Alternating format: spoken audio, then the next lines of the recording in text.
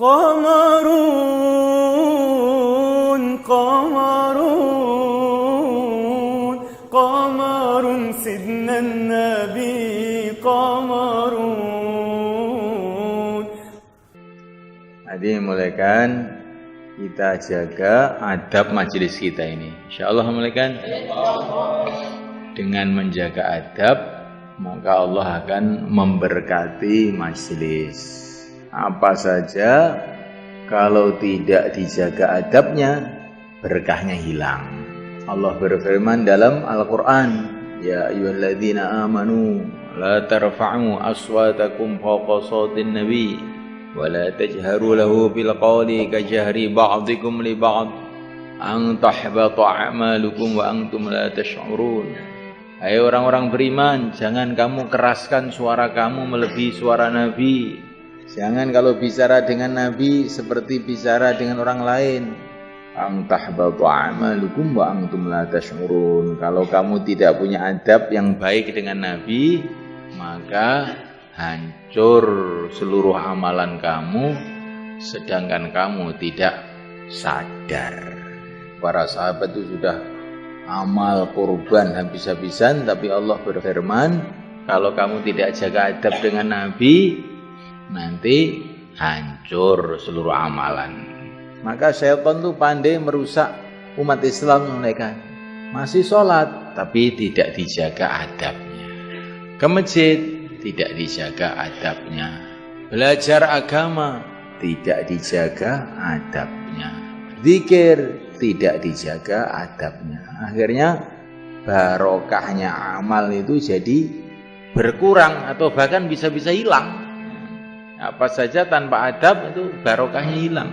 Kita jaga adab insyaallah malaikan. Adab itu kalaupun dikerjakan sama orang kafir itu masih ada barokahnya di dunia. Kalau orang kafir itu di akhirat ya nggak dapat apa-apa. Nabi kirim surat ke Raja Persia. Tapi Raja Persia tidak punya adab. Suratnya Nabi disobek. Maka Nabi mengatakan hancur kerajaannya. Gak lama hancur.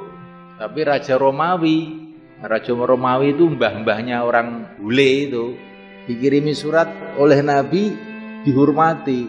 Utusan Nabi dimuliakan, diikram, dikasih tempat khusus.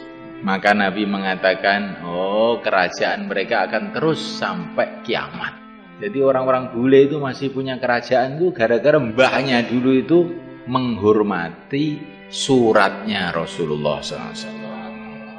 Mereka belum masuk Islam, tapi gara-gara menghormati suratnya Rasulullah, ada barokahnya. Dunianya masih dapat kemuliaan, walaupun akhirat tidak dapat. Bagaimana pula orang Islam, kalau orang Islam tidak punya adab kepada Nabi, hidupnya jadi hina karena dia tidak memuliakan orang yang dimuliakan oleh Allah. Akhirnya dia menjadi hina, dihukum oleh Allah hina, di mana-mana hina. Orang Islam sekarang itu kan di mana-mana hina. Kenapa? Karena mereka tidak mengagungkan agama. Itu hukuman Allah kepada umat ini. Maka kita mulai dari diri kita ajak umat ini untuk menjaga adab dalam setiap amalan. Kalau amalan masjid yang tidak dijaga adabnya, maka nanti barokahnya masjid hilang. Kalau pergaulan tidak dijaga adabnya, barokahnya pergaulan hilang. Umat Islam ini kalau ketemu orang Islam, adabnya bagaimana? Assalamualaikum. Tapi sekarang orang Islam ketemu orang Islam, diam aja, nggak jaga adab. Akhirnya barokahnya pergaulan dengan umat ini jadi hilang. Coba kalau kita ini masuk warung gitu, warung makan, Assalamualaikum. Bagus nggak kira-kira? Bagus, nanti warungnya barokah itu. Nabi mengatakan kalau kamu masuk rumah ucapkan salam, maka Allah akan mendatangkan banyak kebaikan di rumah kamu itu. Sehingga para sahabat tuh kadang-kadang Nabi datang mengucapkan salam itu dijawab lirih gitu. Assalamualaikum. Waalaikumsalam. Dari dalam rumah. Sampai Nabi ngulang lagi, Assalamualaikum. Sudah 3 kali nggak ada jawaban, Nabi pergi. Kemudian sahabat itu keluar dari rumah membuntuti Nabi. Ya Rasulullah silakan masuk. Loh tadi itu saya mengucapkan salam 3 kali kok nggak ada yang jawab. Sudah saya jawab tapi lirih saja. Kenapa lirih? Supaya diulang-ulang biar barokahnya tambah banyak di rumah saya. Itu para sahabat itu punya paham itu begitu itu. Adab ini penting. Kalau kita jaga adab, jadi barokah. Kalau kita tidak jaga adab, tidak barokah. Adab dengan orang tua. Kalau kita jaga, barokahnya orang tua itu akan datang pada kita. Orang tua itu ada barokahnya kalau kita jaga adab. Orang yang menjaga adab dengan orang tuanya, Allah akan berikan barokah dunia. Orang yang menjaga adab dengan para ulama, Allah akan berikan barokah agama. Nah ini orang-orang ahli batil yang usaha bagaimana orang itu nggak punya adab dengan orang tua. Sekarang di Eropa sana itu ada undang-undang namanya Undang-Undang Hak Asasi Anak. Itu kalau orang tua marah sama anaknya telepon sama polisi, orang tuanya dibawa ke polisi.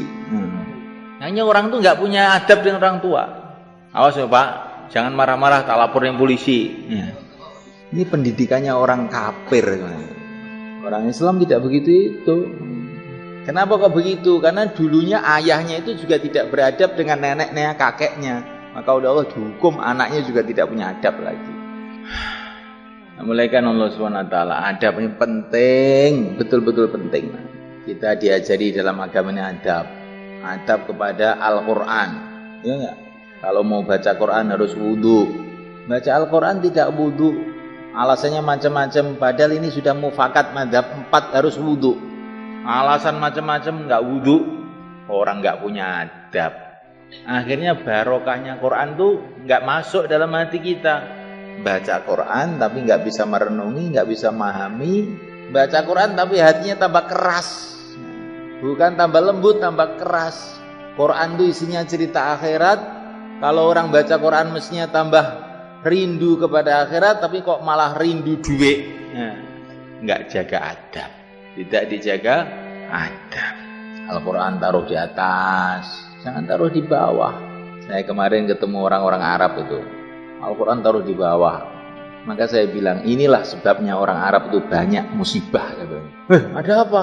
Ini apa haram? Apa dalilnya apa? Sudahlah, pokoknya begitu itu. Karena kamu tidak menjaga adab. Kalau kamu kepalanya saya taruh di bawah, senang? Enggak kok. Al-Quran taruh di bawah. Ini bikin orang Arab diinjek-injek sama orang-orang ahli batil gara-gara begini. Taruh di atas. Kalau kopiah kamu saya taruh di bawah untuk sepatu, boleh nggak? Ya nggak boleh. Kenapa? Apa haram? Ya kurang ajar, bukan masalah haram. Nah iya. Quran taruh di bawah gimana? Adab dijaga semua kan? Ini tipuan orang ahli batil kepada umat Islam. Apa-apa nggak jaga adab. Bahkan ada yang punya kepahaman kalau adab itu kultus, syirik. Adab kok syirik? Gimana kamu? Membesarkan makhluk, ini adab bukan membesarkan. Karena makhluk itu ada hubungan dengan Allah. Quran itu kalamullah. Baginda Nabi itu utusan Allah. Kita harus beradab. Ini Al-Quran, perintah Al-Quran beradab pada Nabi itu. Kok syirik itu kamu itu otaknya aja taruh di mana sih? Maka kita jaga adab. Insya Allah kan? Supaya adab kepada Allah, adab kepada Rasulullah, adab kepada Kitabullah, adab kepada Baitullah. Adab dengan segala sesuatu yang ada urusan dengan agama ini. Adab itu mengagungkan karena Allah. Seperti para malaikat disuruh sujud kepada Nabi Adam. Nabi Adam itu kan makhluk, kalau malaikat suruh sujud pada Nabi Adam gimana? Adab, ini sujud adab, bukan sujud menyembah. Sujud adab. Supaya kita ini dapat pelajaran memuliakan orang-orang yang mulia. Tapi untuk umat ini sujud nggak boleh. Kepada manusia nggak boleh. Kenapa? Ya, memang oleh Allah nggak boleh, titik. Tapi kalau kita ini kepada orang-orang soleh, cium tangan, itu sunnah. Hadisnya banyak. Jadi kalau sujud nggak boleh. Ini rusaknya umat Islam gara-gara meninggalkan adab. Coba kalau kita di kitab fikih itu, orang kencing atau berak ngadep kiblat atau membelakangi kiblat itu makruh, ya toh? Santri-santri kan pernah baca itu. Untuk apa itu? Ka'bah itu kan batu di sana toh. Tapi kalau kita kencing menghadap kiblat itu kok makruh. Bahkan sebagian ulama mengatakan haram. Ini namanya adab. Adab itu. Karena Ka'bah itu Baitullah, tempatnya orang-orang ibadah. Tapi kan jaraknya jauh, iya walaupun jarak jauh tetap adab. Sekarang kalau di masjid terus ngerokok menghadap ke timur itu adab apa enggak itu? Nang masjid ya, terus ngerokok diserami masjid menghadap ke timur sambil ngerasani orang. Nah ini namanya tidak adab, akhirnya barokahnya masjid nggak dapat.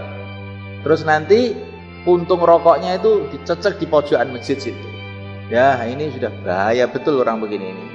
Maka kita jauhi perkara-perkara yang tidak beradab ini. Insyaallah malaikat. Bahkan para ulama mengatakan kalau kamu dengar azan Allahu Akbar kok masih ngomong ini termasuk tidak adab. Karena ini Allahu Akbar itu seruan Allah, panggilan dari Allah. Karena yang menyuruh ini adalah Rasulullah dari Allah. Kok masih ngomong aja termasuk tidak adab. Jadi kalau sudah Allahu Akbar berhenti semua kegiatan. Itu yang baik segitu itu. Namanya itu adab. Nah orang itu kalau menjaga adab nanti akhirnya insya Allah ya bisa ke masjid. Tapi kalau nanti tidak jaga adab, waktu adzan terus aja kegiatan, nanti itu mau ke masjid itu setannya itu tambah banyak, berat kakinya mau ke masjid. Tapi kalau Allahu Akbar, gawat darurat, ini panggilan Allah, berhenti semua kegiatan, insya Allah nanti ke masjid itu jadi mudah. Itulah yang dikatakan para ulama, orang yang menjaga adab mudah mengamalkan sunnah. Kalau orang itu tidak mau jaga adab, berat mengamalkan sunnah. Kalau sudah berat mengamalkan sunnah, lama-lama berat mengamalkan yang wajib. Kalau sudah berat mengamalkan yang wajib, na'udzubillah, tambah merosot imannya.